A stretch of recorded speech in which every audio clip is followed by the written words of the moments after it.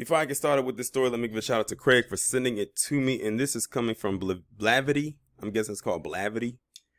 Where we are talking about Kim Klacik and the Coonstress, the Grifton Princess herself. Now, if y'all haven't been following, let me bring you up to speed. These two have been bickering with each other back and forth on social media for the last couple of months. Like their own little Coonstress wars, if you want to call it that. And I've said in the past that I do not like either one of them. But, and this is a huge but, and I can't believe I'm about to say this, Kim Klacik is more tolerable than the Coonstress could ever be. I'll say that again. I said Kim Klacik is more tolerable than the Coonstress. Something she has said has rubbed me the wrong way, but almost everything that the Coonstress says will forever piss me off. Now, I just recently talked about the Coonstress when she wants to sue this publishing company for racism, even though this is the same chick that doesn't believe racism is a thing and that WS is a myth. But, she's a grifter, so, she says things. But anyway, the reason why I'm talking about them two today is because now the Coonstress is back in the hot seat thanks to Kim Klacik. It says that she's being sued for defamation by Kim Klacik. I'm going to go ahead and read the article and we'll go from there. Republican commentator Kim Klacik has filed a defamation lawsuit against conservative pundit Candace Owens, Fox 5 News reports. The two conservative women have been feuding for the last couple of months. It began on June 18th when Owens described President Joe Biden announcing Juneteenth as a federal holiday as a way for Democrats to repackage segregation. Now, those of us over here will say that we didn't ask for Juneteenth to be a federal holiday, but we did not say that it was being repackaged as a repackaged segregation. She said that shit. Let's be clear. Juneteenth is so lame, she tweeted. Democrats really need to stop trying to repackage segregation. I'll be celebrating July 4th and July 4th only. I'm American. This is the part right here that I was referring to when I did my triple P on her last week, when she says that she refers to herself as American. She doesn't refer to herself as black. But when racism hits her, or so-called racism in her case hits her, because to be honest, what they did, I don't even see that as racism. It actually deserved to be pulled.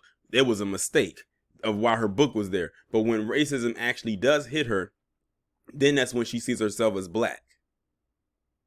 With her grifting ass. And she said Juneteenth is lame.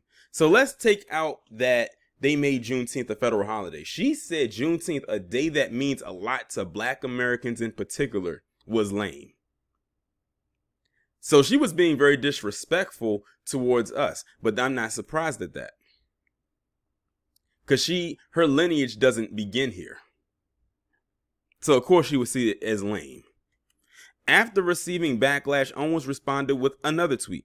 Sometimes I wonder if ever Black America will wake up to the psychological warfare and perpetual brainwash to believe everything is racist, she wrote.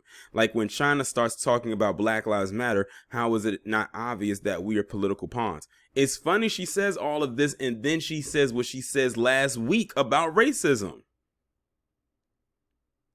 Like I said, she is a stone cold hypocrite of the worst kind, might I add. Klacik, a former Republican nominee for Maryland's 7th Congressional District, responded to a now deleted tweet, according to reports by Newsweek. Believe it or not, many in Black America are very aware the fight is classism rather than racism. And this is where I say Kim Klacik loses me. Tolerable, but I can't agree with everything that she said. She says that, believe it or not, many in Black America are very aware that the fight is classism rather than racism. This kind of reminds me of what Tamika Mallory said when she said sexism was worse than racism. Bump all of that. Racism trumps all of that. It trumps all of that. And I'll give you an example. Tariq was talking about on one of his videos, or on his lives, that it was some black people, a black organization that pulled $100 million together to get this mall on Crenshaw. and then a white organization came right behind it and underbidded them but still got it, I got a question. Which one was it? Was it racism or was it classism? Again, the black organizations raised way more money. They outbid everybody. They won, technically, but lost because of one thing, and it wasn't the money.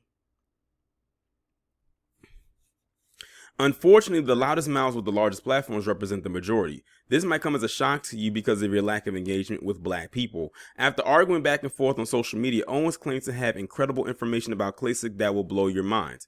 She then released a 45-minute video on Instagram about Klacik, making several allegations about her past life before she entered politics. Among the allegations, Owens revealed that Klacik was a former stripper in Baltimore, Maryland, and worked with a Democratic Party operative on her congressional campaign in 2020.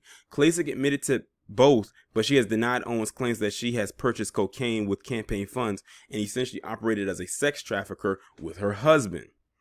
Appearing on the Armstrong-Williams show, Klacik responded to Owens' accusations. If Owens was the detective that she pretends to be, she would know that all of the clubs in Baltimore City were shut down due to the pandemic in Baltimore.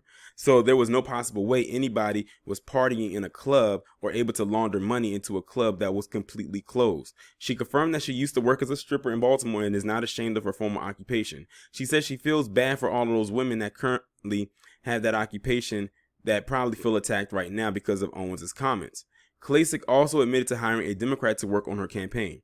You hire a Democrat that has the voter information that allows you to see which independents and the moderate Democrats are good to target to hopefully go and knock doors, phone calls to persuade for their vote. You'd have to reach the Democrats in order to flip this district, she argued. The defamation lawsuit was filed in July, according to court records. Like I said, Kim Klacik lost me on that classism part, but she had me with everything else.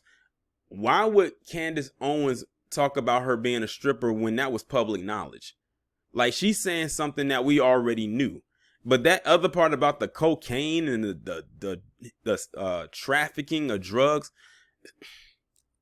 I tell you, Candace Owens, the grifting princess, she's just a bitter ass bitch. That's just all that is. That's really all it is. And I think it's a thing that she hates that Kim Klacik, here comes another black woman who is stepping into the limelight, and Candace feels that she should be the only one there. And I think that's where that bitterness comes in. I think she's jealous.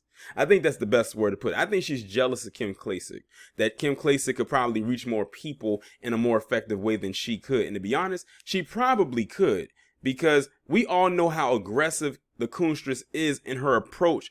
And her approach is not only aggressive, but it's very attacking. Almost like she's out for blood. And we know to who she caters to.